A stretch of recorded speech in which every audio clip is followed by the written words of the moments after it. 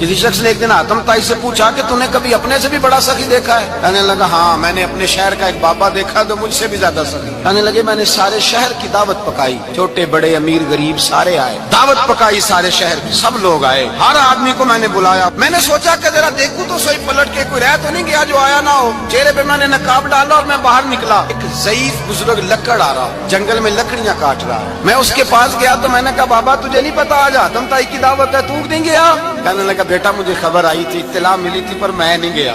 تو کیوں نہیں گیا؟